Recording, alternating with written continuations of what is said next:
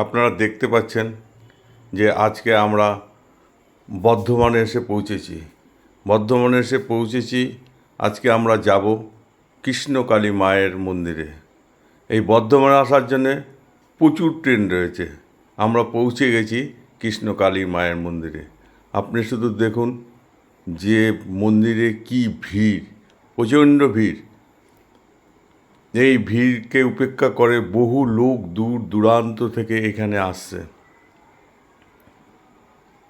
এসে মাকে দর্শন করবে, মায়ের কাছে মনস্কামনা জানাবে। যাদেরকে জিজ্ঞাসা করছি তারাই বলছে আমাদের মনস্কামনা পূর্ণ হয়েছে। বাংলাদেশ থেকে লোক এসছে, তারপরে দুর্গাপুর থেকে লোক এসছে, পশ্চিম মেদিনীপুর থেকে লোক এসছে, বহু দূর দূর জায়গার থেকে লোক এসছে। এই মুহূর্তে দেখুন মায়ের মন্দিরের দর্শন শুরু হয়ে গেছে। সব ভক্তরা চলেছে গুটি গুটি পায়ে। আমরাও চলেছি মাকে দর্শন করবার জন্যে। দেখা যাক, মাকে যতক্ষণ দর্শন না করা যায় ততক্ষণ মনের মধ্যে একটা অস্থিরতা কাজ করেই চলেছে। আমরাও এগোচ্ছি, আপনারা দেখুন। তবে যতই ভিড় হোক কোনো অসুবিধা হয়নি।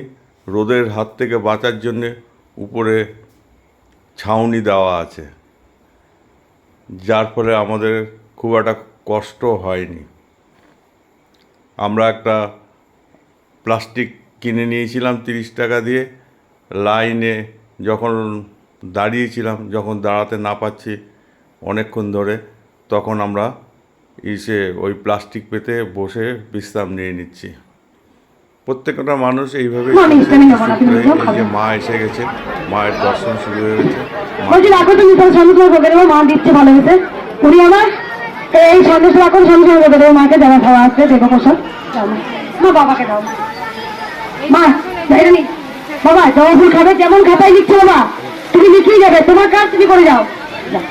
কিছু ছিল না, আমাকে প্রণাম করো, গেছো মাকে প্রণাম করো, মাকে প্রণাম করো।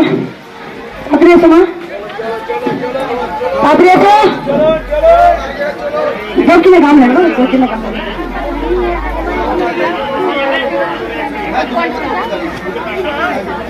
বেলপাতাটা খাও তো, বেলপাতাটা।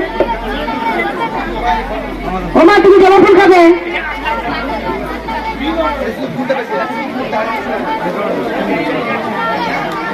জবা ফুল খাওয়াবি? আমার সঙ্গে একটা চুল্লি দিয়েছে মাকে, আমার আগে তো চুল্লি দেয়। আপনারা দেখলেন এই মুহূর্তে কৃষ্ণকালী মা সবার মাথার মধ্যে ত্রিশূল ঠেকিয়ে দিচ্ছে।